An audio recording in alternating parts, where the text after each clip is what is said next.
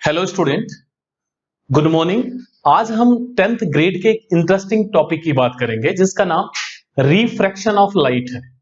लेकिन refraction of light से पहले हमें एक टर्म समझने की जरूरत है जिसका नाम लाइट है।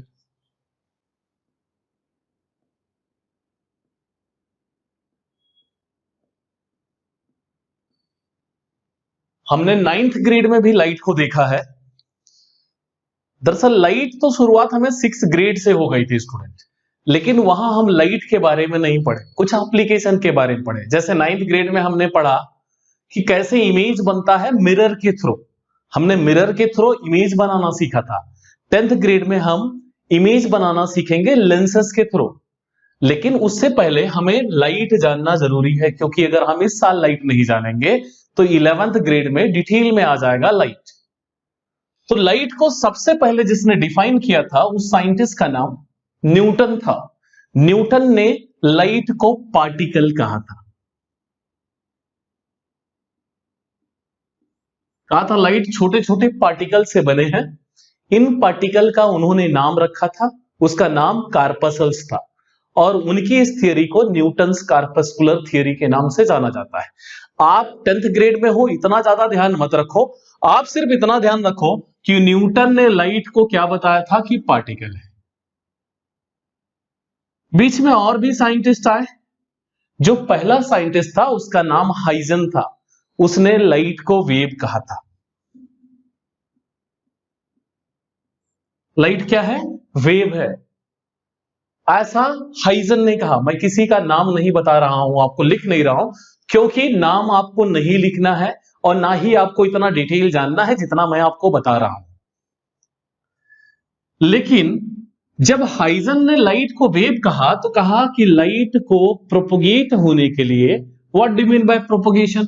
प्रोपोगेशन का मतलब लाइट को एक पोजीशन से दूसरे पोजीशन तक जाने के लिए मीडियम रिक्वायर्ड होता है। Medium is necessary, material medium जरूरत है लाइट को अगर एक जगह से दूसरे जगह जाना है तो। उसके बाद बीच में बहुत सारे साइंटिस्ट की थियरी आई। लास्ट में एक साइंटिस्ट की थियरी आई जिसका नाम मैक्सवेल था। मैक्सवेल ने कहा लाइट को कोई भी मटेरियल मीडियम नहीं चाहिए, मटेरियल मीडियम नेसेसरी नहीं है। फिर से मैं रिपीट कर दे रहा हूं, लाइट को जिसने डिफाइन किया पहला साइंटिस्ट, उसका नाम न्यूटन था। आपने पहला चैप्टर पढ़ा ग्रेविटेशन, वही वाले न्यूटन ने ही लाइट को डिफाइन किया था। लेकिन न्यूटन ने लाइट को क्या कहा था स्टूडेंट? पार्टिकल। फिर आगे एक न्यू साइंटिस्ट आए, उन्होंने लाइट को क्या कहा? वेव। लेकिन उसके साथ कहा कि लाइट को क्या लगेगा? लाइट को मटेरियल मीडियम लगेगा। उसके बाद एक साइंटिस्ट और आए, उनका नाम मैक्सवेल था। उन्होंने कहा लाइट को कोई मटेरियल मीडियम नहीं लगेगा।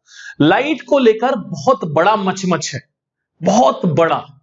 10th ग्रेड लेवल पर मैं नहीं बताना चाह रहा हूं इतना, लेकिन लाइट को लेकर इतना मचमच है, कम से कम 150 अबव साइंटिस्ट की थियरीज है लाइट को लेकर। जैसा कि अभी यही बात नहीं खत्म हो जाती, इसके बाद एक साइंटिस्ट आते हैं, उनका नाम डी ब्रॉगली था। उन्होंने कहा लाइट के अंदर दोनों नेचर है, लाइट पार्टिकल भी है, लाइट वेव भी है। फिर एक और साइंटिस्ट आते हैं, दो दोस्त मिलकर एक एक्सपेरिमेंट करते हैं, उनका नाम सीजे डिमिएशन और एलएस जर्मर है। वो प्रूव करते हैं हां, जो एटम होता है, एटम आपने पढ़ा होगा, atom smallest particle of the substance है। ये 3 फंडामेंटल पार्टिकल से बनता है, इसको हम पेन कहते हैं, प्रोटॉन, इलेक्ट्रॉन और न्यूट्रॉन। जो डिविएशन थे और जर्मर, उन्होंने इलेक्ट्रॉन को भी वेव प्रूव कर दिया, कहा इलेक्ट्रॉन वेव नेचर दिखाता है। तो कितना मचमच है, आपको क्या बताऊं। सिंपली लाइट क्या है इसके बारे में हम देखते हैं। इतना एक बैकग्राउंड लाइट के बारे में जानना जरूरी था, क्योंकि आज जो हम पढ़ने वाले हैं, लाइट के 5 प्रॉपर्टीज होते हैं अगर लाइट वेव होता है। Reflection, refraction, interference, diffraction, polarisation. ये 5 प्रॉपर्टीज हैं स्टूडेंट। पांचों में से एक प्रॉपर्टी आज हम पढ़ने वाले हैं जिसका नाम रिफ्रैक्शन ऑफ लाइट है। तो उससे पहले हमें थोड़ा सा लाइट जानना जरूरी है। तो स्टूडेंट चलिए, अब लाइट को हम वेव मानेंगे, क्योंकि पार्टिकल वाली थियरी रॉन्ग हो गई थी। तो वेव क्या है और कितने टाइप के वेव होते हैं? वेव एक ऑसिलेटरी डिस्टर्बेंस होता है। कौन सा डिस्टर्बेंस? Oscillatory disturbance. अब क्वेश्चन आता है what do you mean bye oscillatory disturbance? तो ऑसिलेटरी डिस्टर्बेंस जानने के लिए हमें एक चीज जानना जरूरी है कि ऑसिलेशन क्या होता है। ऐसा मोशन जो in the form of to and fro हो। किस फॉर्म में हो? To and fro. आप कहोगे ये क्या होता है? तो छोटे छोटे कांच के बॉल रख लो एक साथ सबको, एक को हल्का सा धक्का दो, देखो सब आगे पीछे से होना चालू होंगे। आगे आया टू, पीछे गया fro, to fro to fro. Pendulum देखे होगी कौन सा मोशन करता है? टू एंड फ्रो के फॉर्म में। और जो सिलाई की मशीन होती है यार, घरों में देखे होगे, आपकी मम्मी बहनें सिलती होंगी ना, उसमें जो निडल होता है ऊपर नीचे होता है, that motion is also called as to and fro motion. तो इस टू एंड फ्रो मोशन से जो प्रोड्यूस होता है उस इफेक्ट को हम कहते हैं ऑसिलेशन। क्या कहते हैं स्टूडेंट? ऑसिलेशन। तो यहां जो डिस्टर्बेंस क्रिएट होता है, इसी डिस्टर्बेंस की वजह से वेव डेवलप होता है। तो what is wave? Wave is an oscillatory disturbance. एक ऑसिलेटरी डिस्टर्बेंस है, उसी को हम क्या कहते हैं? वेव। वेव बेसिकली दो टाइप का होता है। पहले वाले का नाम है इलेक्ट्रोमैग्नेटिक वेव। Electromagnetic wave. और दूसरा जो वेव है स्टूडेंट, उसका नाम है मैकेनिकल वेव। मैं इतना डिटेल क्यों बता रहा हूं, आपको आगे समझ जाएगा। जब हम रिफ्रैक्शन ऑफ लाइट की बात करेंगे तो वहां कई सारे जगहों पर मैं ऐसी चीजें यूज करूंगा तो आपको अच्छे समझ में आएगा। इलेक्ट्रोमैग्नेटिक वेव मतलब ऐसा वेव जिसको एक जगह से दूसरे जगह जाने के लिए मीडियम नहीं लगे, सहारे की जरूरत ना हो, किसी हेल्प की जरूरत ना हो, वह प्रोपोगेट हो सके, जा सके, उसी को हम इलेक्ट्रोमैग्नेटिक वेव कहते हैं। मीडियम क्या नहीं होता है स्टूडेंट? रिक्वायर्ड नहीं होता है। कौन से वेव में? इलेक्ट्रोमैग्नेटिक वेव में। और ऐसा वेव जिसको एक जगह से दूसरे जगह जाने के लिए क्या लग जाए? मीडियम रिक्वायर्ड हो, material medium is necessary for propagation, that wave is called mechanical wave.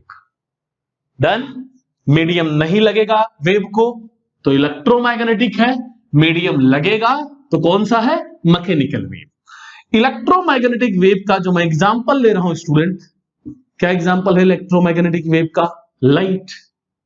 Mechanical wave का क्या एग्जांपल है? साउंड।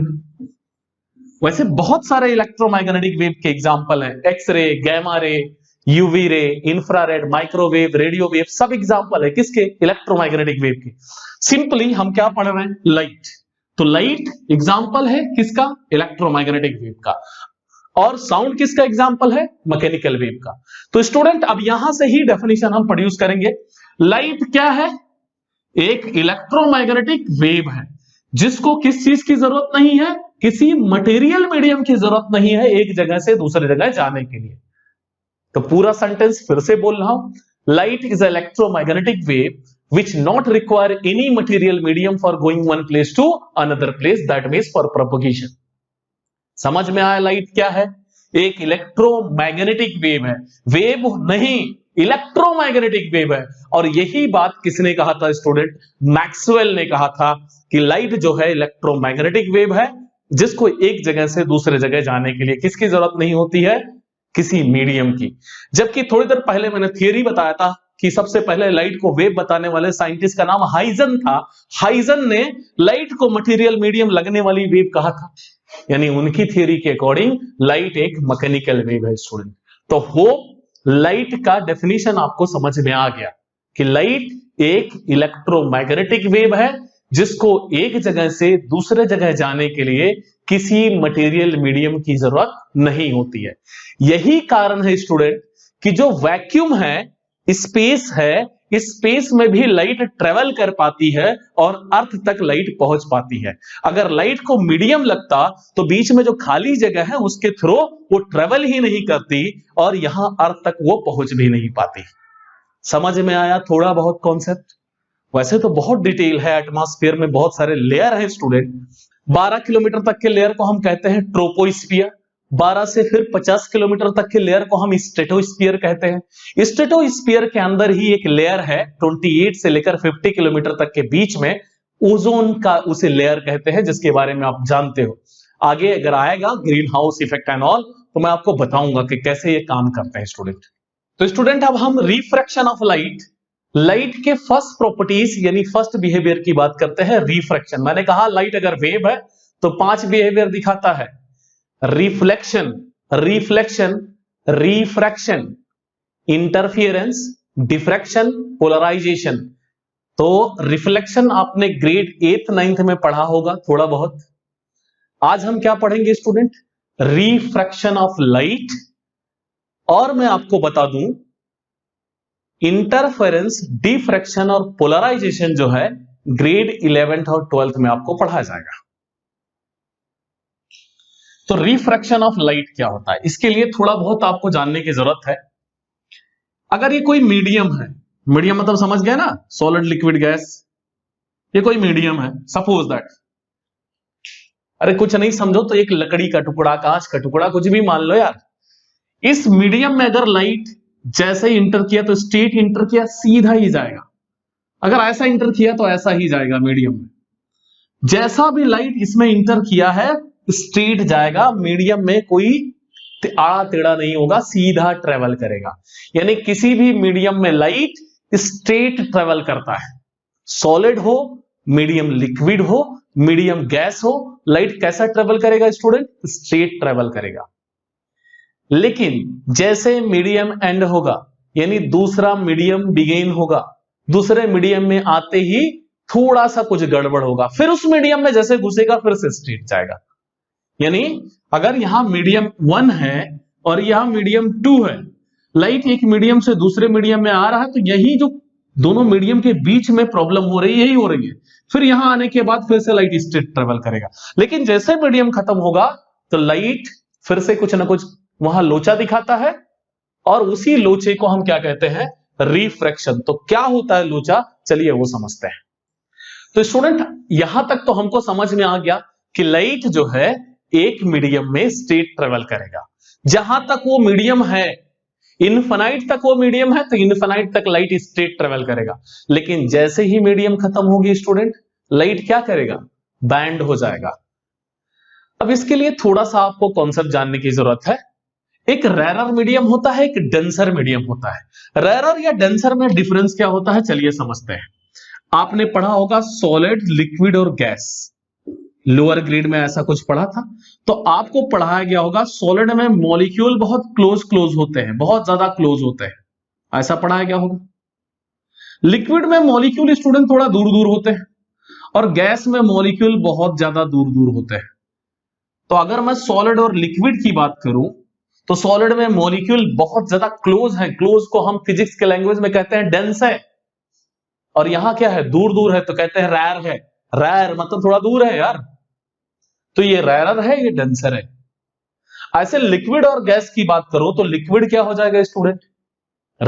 लिक्विड जो होगा डेंसर होगा, और गैस क्या हो जाएगा? रैरर होगा। तो मीडियम रैरर और डेंसर होते हैं। तो लाइट कभी भी एक मीडियम से दूसरे मीडियम में जब जाएगा तो या तो रैरर से डेंसर में जाएगा या डेंसर से रैरर में जाएगा।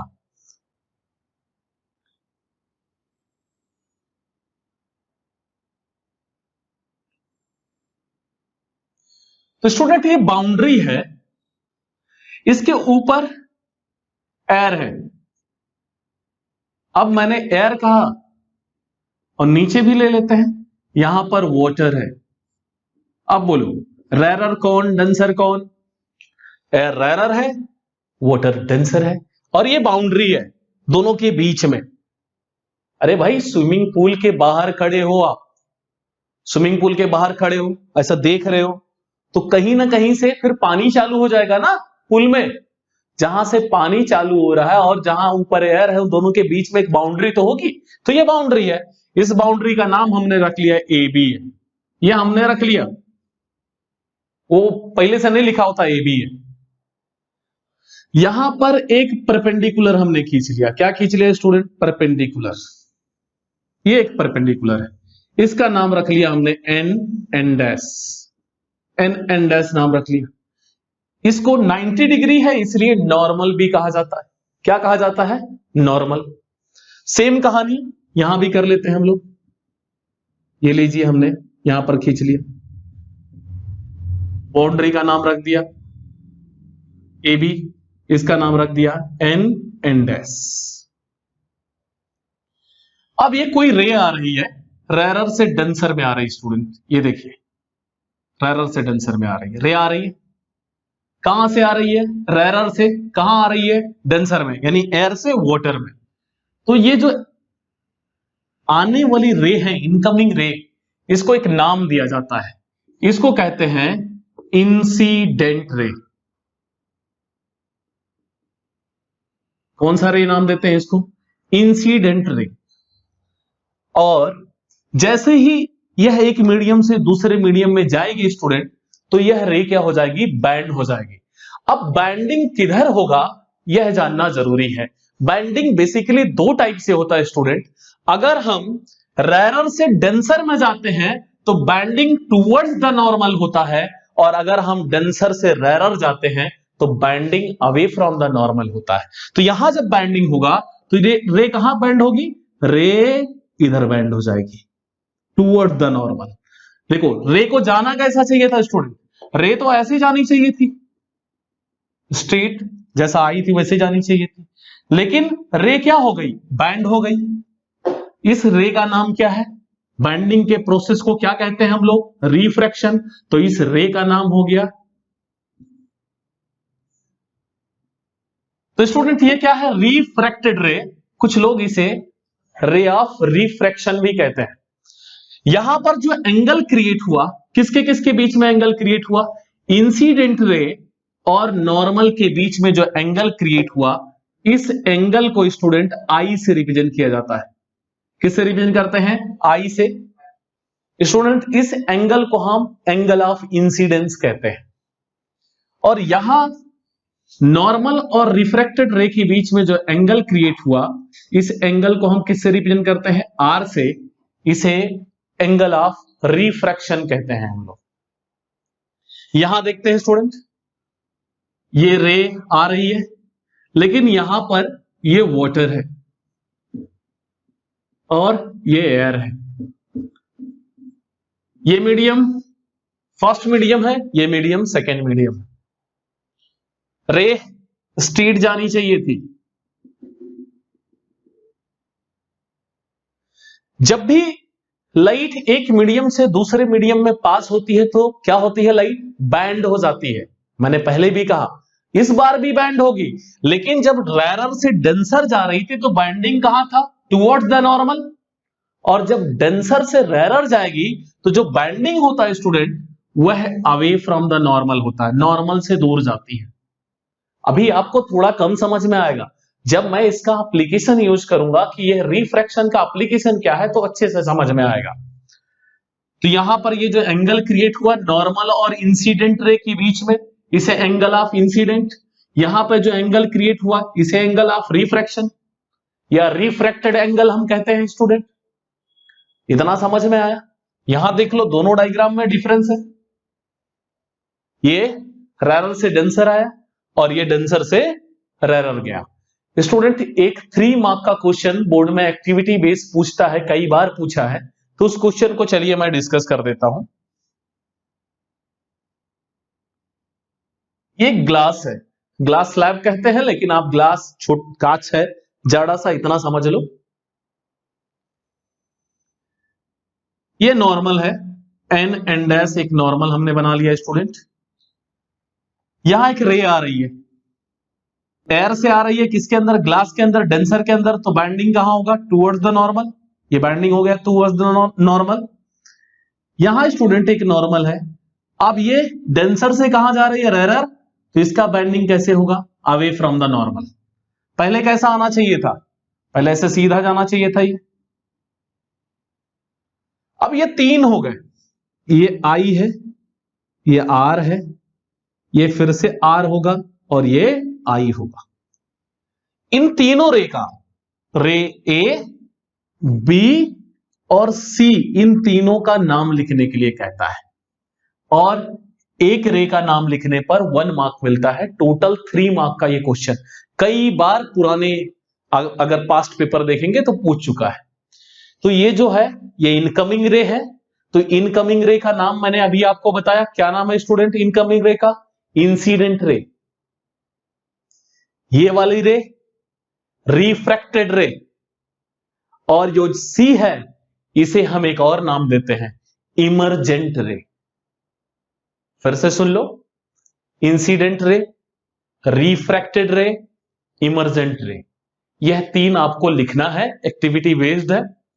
हो सके तो आपके ईयर 2021 में शायद पूछ ले आपसे।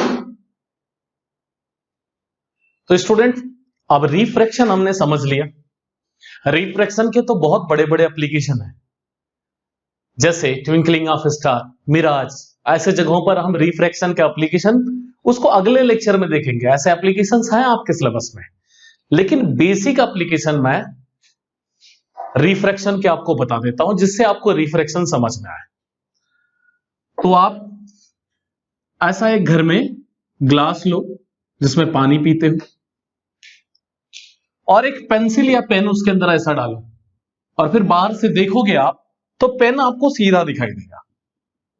लेकिन पानी अगर इसमें डाल देते हो, उसके बाद पेंसिल डालते हो, तो जहां से पानी स्टार्ट हुआ स्टूडेंट, यहां से देखो पानी स्टार्ट हुआ, यहां से ये पेन या पेंसिल आपको बैंड हो जाएगी, टूटी हुई दिखाई देगी। तो पेंसिल नहीं टूटी है, वह आपके आई से जो रेज आ रहा है वो रे बैंड हो रहा है। पेंसिल तो जैसे का तैसा ही है, सीधा ही है। तो यह एक एग्जांपल है किसका? रिफ्रैक्शन का। स्टूडेंट, आपके स्कूल से पिकनिक तो ले जाते होंगे। आप जब पिकनिक गए होंगे तो वहां पर स्विमिंग पूल देखा होगा। स्विमिंग पूल में जब बाहर हम खड़े होकर देखते हैं तो ऐसा लगता है थोड़ा सा ही गहरा है, और जब कूदते हैं तब इतना निकल जाता है। वह भी एक एग्जाम्पल है रिफ्रैक्शन का। और मैं आपको बताऊं, स्विमिंग पूल में अगर कोई डिजाइन बनी होती है स्टूडेंट, आप उसको देखते हो तो ऐसा फ्लोट करता हुआ दिखाई देता है, लेकिन रियल में वो कहां है? सरफेस पर, स्विमिंग पूल के सरफेस पर है ना। ऐसे ही एक और एग्जांपल लेते हैं हम लोग। एक और ग्लास लिया, हाँ याद रखना ऐसे ग्लास को लेना जिसमें लाइन ना हो। लाइन बनी होती है ना, वो वाला ग्लास तो नहीं दिखेगा आपको। ग्लास में मैंने एक कॉइन डाल दिया, 5 रुपीज 10 रुपीज का एक कॉइन डाल दिया। अब मैं ऊपर से देख रहा हूं स्टूडेंट, यहां से मैं देख रहा हूं, ठीक है। तो कॉइन कहां दिखाई देगा? नीचे। लेकिन जैसे ही मैं पानी डाल दूंगा, ये पानी डाल दिया, अब कॉइन यहां ना दिखकर कॉइन यहां ऊपर दिखाई देगा, फ्लोट करता हुआ दिखाई देगा। तो कॉइन अभी भी नीचे है, लेकिन अब फ्लोट करता हुआ दिखाई दे रहा है, क्योंकि जो रे थी वह रे बैंड हो गई। इसी बैंडिंग को तो मैंने बताया रिफ्रैक्शन। देखो आप यहां से देख रहे हो, एयर है, यहां वाटर है। जब लाइट एक मीडियम से दूसरे मीडियम में जाती है तो क्या हो जाती है? बैंड हो जाती है। इसी बैंडिंग को तो हम रिफ्रैक्शन ऑफ लाइट के नाम से जानते हैं। तो रिफ्रैक्शन का यह एक और एग्जांपल है। एक और ट्राई करना घर पे आप। हाँ स्टूडेंट, स्विमिंग पूल के केस में ये वाला काम आता है आपको, इसलिए इनके नाम जान लो। इस डेप्थ को हम रियल डेप्थ कहते हैं, इस डेप्थ को हम अपैरेंट डेप्थ कहते हैं। रियल डेप्थ ना दिखकर हमको कौन सा डेप्थ दिखता है? अपैरेंट डेप्थ दिखता है। एक और एग्जांपल ये घर पे जरूर ट्राई करना। एक आप पेपर ले लो, जो आपके बुक के पीछे पेपर होता है, आप पेपर ले लीजिए। पेपर में एक ऐसा एरो बना लो, एरो बना लिया। एरो, इसका हेड किस साइड है स्टूडेंट? इस साइड है। देखो ये हेड मैंने पूरा अच्छे से कलर कर दिया स्टूडेंट, ताकि समझ में आए हमें। अब इस पेपर, इस जो ग्लास है, ग्लास के अंदर पानी भर लेना। पेपर को एक साइड रख लेना, पेपर को ऐसे बीच में ग्लास रख लेना, पेपर को उसके पीछे रख के देखना। जब देखोगे तो एरो का हेड इस साइड है, लेकिन जब आप इस साइड से देखोगे, जो एरो है इसका हेड इस साइड हो जाएगा स्टूडेंट, रिवर्स हो जाएगा। क्यों हुआ? रिफ्रैक्शन। वहां पर टोटल 4 to 5 टाइम रिफ्रैक्शन होगा। अगर आप समझ पा रहे हो रिफ्रैक्शन, तो सबसे पहले हमने देखा इससे ग्लास में गया, तो एयर से ग्लास में एक रिफ्रैक्शन हुआ, ग्लास से वाटर में एक रिफ्रैक्शन हुआ, वाटर से फिर ग्लास में एक रिफ्रैक्शन हुआ, फिर ग्लास से एयर में गया, एक रिफ्रैक्शन हुआ। इतने मल्टीपल रिफ्रैक्शन हुआ, इसलिए ऐसा हुआ। ठीक है। अब इस रिफ्रैक्शन को लेकर एक साइंटिस्ट हैं, उनका नाम था स्नेल। उन्होंने एक लॉ दिया था, उस लॉ को हम स्नेल्स लॉ कहते हैं। तो ये स्नेल ने क्या कहा था, चलिए समझते हैं। स्नेल्स ने रिफ्रैक्शन को लेकर एक रूल दिया था। तो ये डायग्राम देखिए, मैंने कहा था आई जो है इंसिडेंट एंगल और आर जो है रिफ्रैक्टेड एंगल है। तो इन्होंने कहा था साइन ऑफ इंसिडेंट एंगल और साइन ऑफ रिफ्रैक्टेड एंगल का जो रेशो होगा वह रेशो हमेशा कांस्टेंट होता है स्टूडेंट। किसने कहा था, स्नेल ने। क्या कहा था, तो sine of incident angle and sine of refracted angle is always constant. किसने कहा, स्नेल्स ने। अपॉन का मतलब क्या होता है स्टूडेंट, अपॉन का मतलब होता है रेशो।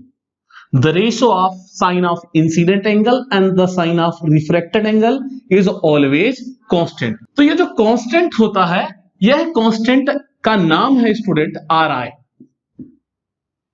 यही constant जो लिया था स्नेल ने, RI। R मतलब रिफ्रैक्टिव, I का मतलब होता है इंडेक्स। इसे हम रिफ्रैक्टिव इंडेक्स भी कहते हैं।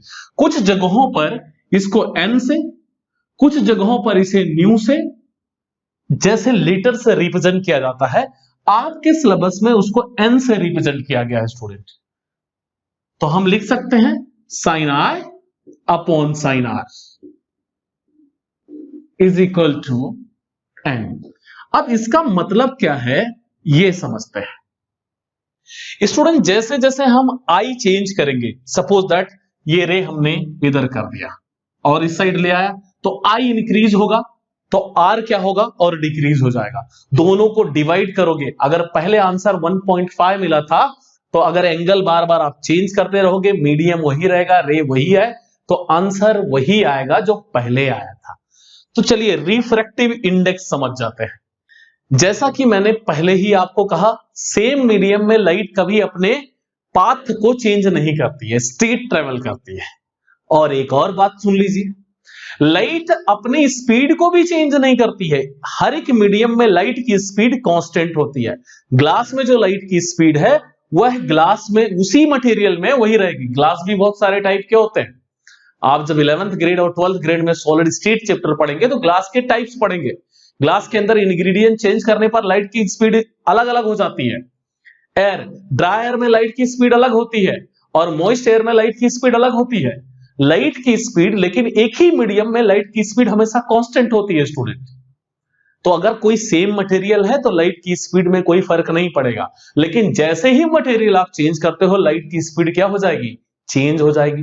तो दो मीडियम में लाइट की स्पीड का जो रेशो होगा उसी को हम टर्म देते हैं refractive index.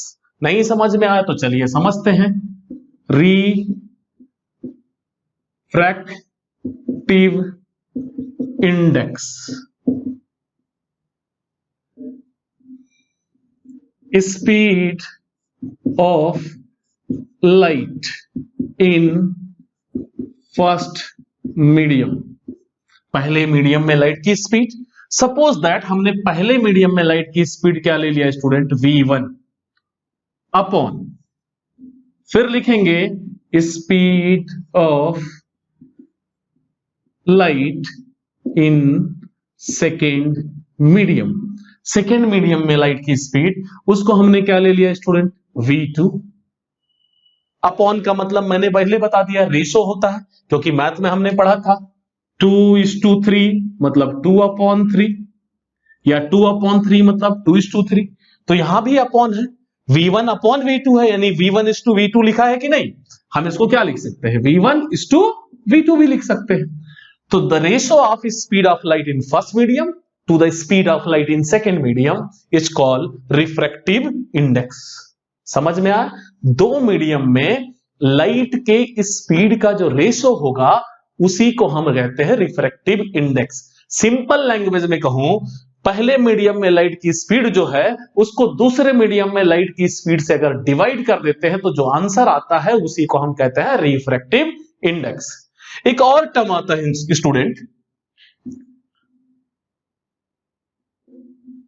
Absolute refractive index. क्या होता है एब्सोल्यूट रिफ्रैक्टिव इंडेक्स की? जब हम बात करते हैं तो वहां पर फॉर्मूला होता है C/V। C/V, ये C क्या है स्टूडेंट? C है speed of light in air और वैक्यूम, ठीक है। और v क्या है स्टूडेंट? v है speed of light in any given medium. ये क्या है? किसी गिवन मीडियम में, कोई भी मीडियम हो सकता है। एयर या वैक्यूम में लाइट की स्पीड कितना होती है? c की वैल्यू कितना लिया जाता है? 3 × 10⁸ मीटर पर सेकेंड। अब इसका मतलब क्या होता है? ग्रेड 10th में इसका मतलब समझा देता हूं आपको। अगर सिंपली मैं लिखूं तो इस तरह लिख सकते हैं, 3 और 8 टाइम 0, 1 2 3 4 5 6 7 8 इतने टाइम 0। यह मीटर पर सेकेंड हो गया। काउंट करेंगे तो 3 करोड़ मीटर पर सेकेंड है स्टूडेंट। अगर किलोमीटर में चेंज करते हैं तो ये 3 0 कैंसिल कर दीजिए।